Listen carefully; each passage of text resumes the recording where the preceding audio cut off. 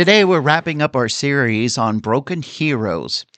Over the past few weeks, we've explored the lives of flawed individuals who, despite their shortcomings, were used by God in extraordinary ways. And today, we're diving into the story of one of the most colorful and complex characters in the book of Judges, Samson. Samson's story is one of strength, failure, redemption, and ultimately God's purpose. But let me say this up front. Samson's greatest enemy wasn't the Philistines. No, Samson's greatest enemy was himself. And isn't that true for so many of us? The problem isn't that God lacks the power to do great things in our lives. The problem is that all too often we are our own worst enemies. So let's set the stage. In Judges 13:1, we read, "And the people of Israel again did what was evil in the sight of the Lord. So the Lord gave them over into the hand of the Philistines for 40 years." 40 years. That's a long time. In the Bible, 40 years often represents a probationary period, a time of testing. We see it 3 times in the book of Judges under Othniel, Barak, and Gideon. And we also see it 5 times during the age of the kings, including the reigns of David, Solomon, and Joash. 40 years could be representative of a time of prosperity, but for the Israelites in this story, it was a time of captivity. And by this point, captivity was all they had ever known. The Israelites had grown comfortable in their oppression.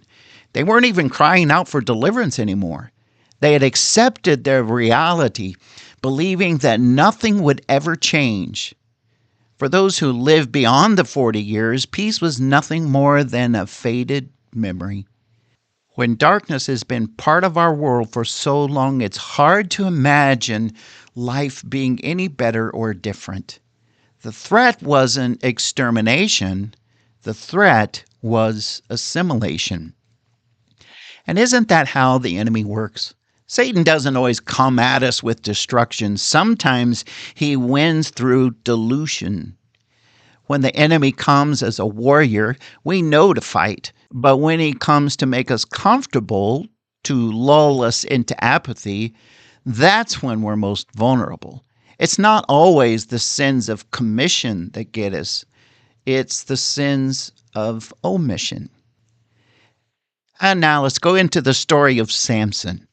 Impulsive, spoiled, and reckless.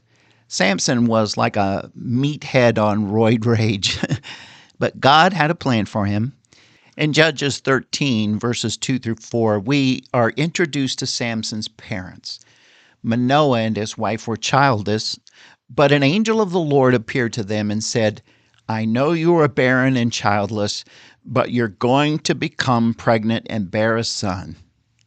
Does that sound familiar? It echoes the stories of Abraham and Sarah, Zechariah and Elizabeth, and even Mary and Joseph. You see, it just demonstrates that God often works through the impossible. Samson was raised under the Nazirite vow: no wine, no cutting his hair, no touching anything dead. But despite his sacred calling, Samson's life was marked by impulsive decision and moral failures. And at the center of his story are 3 women, each of them a stumbling block. In many ways, these relationships summarize Samson's entire life. Let's start with episode 1, Samson and the Philistine woman. In Judges 14, Samson goes to the town of Timnah, and he sees a Philistine woman. She catches his eye, and he tells his parents, "I saw a woman in Timnah, a Philistine girl. Get her for me as my wife." Now his parents protested, asking, "Isn't there a woman among our own people?" But Samson insisted, "Get her for me, for she is right in my eyes." Here we see Samson's first downfall, lust. He reduces this woman to an object of desire, like picking a piece of candy out at the checkout counter.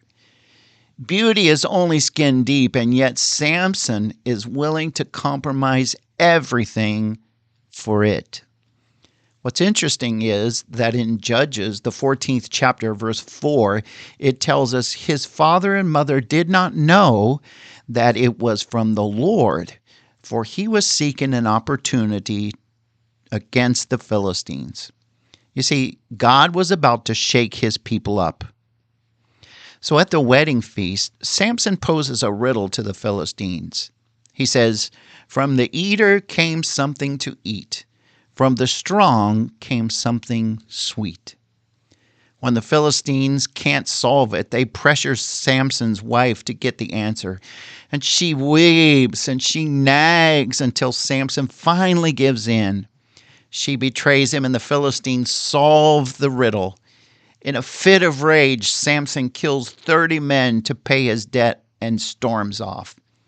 His wife is then given to another man.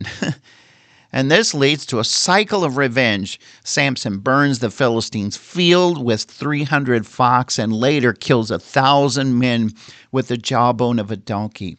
Despite his flaws, God uses Samson to judge Israel for 20 years. Now, let's go to episode 2. Episode 2 takes us to Gaza, the most important Philistine city. It was a port city, a hub of activity. You might even think of it as the Las Vegas of its time. And what does Samson do? He sleeps with a prostitute. The Philistines surround him and arrest him, but in the middle of the night, Samson pulls up the city gates, posts and all, throws them over his shoulder, and carries them several miles. It's a display of raw strength, but it's also a picture of Samson's complete recklessness. Finally, we come to episode 3, Samson and Delilah. Delilah is perhaps the most famous of Samson's relationships. The Philistines offer her fortune to discover the secret of Samson's strength, and 3 times Samson lies to her. But after much nagging, he finally reveals the truth. His strength comes from his Nazirite vow, symbolized by his uncut hair. While Samson sleeps, Delilah has his hair shaved off. The Philistines capture him, gouge out his eyes, and bind him in chains.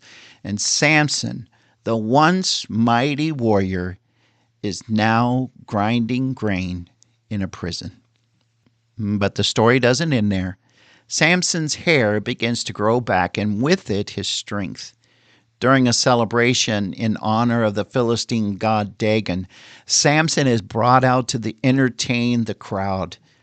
Blind and broken, Samson prays to God for one final act of strength. He pushes against the pillars of the temple, bringing it crashing down, and in the death of Samson, he kills more Philistines than he did in his entire life. Judges 16:31 tells us, "Then his brothers and all his family came down and took him and brought him up and buried him between Zorah and Eshthol in the tomb of Manoah, his father. He had judged Israel for 20 years." So what can we learn from Samson's story? Well, first of all, strength is a gift from God and given for a purpose, but it must be used with humility and for God's glory. Samson's downfall was his pride and his impulsiveness. And so we need to stop sabotaging ourselves and walk in obedience to God. Second, the world is in need of a great hero. Samson's story points us to Jesus. There are many parallels between the two, but where Samson failed, Jesus was victorious. And no matter how far we've fallen, it's never too late to cry out to God. Even in the temple Dagon, at his lowest point, Samson found redemption. Thank you for joining us on this journey through the life of Samson and our series on broken heroes. Remember, God can use even the most flawed individuals to accomplish his purpose.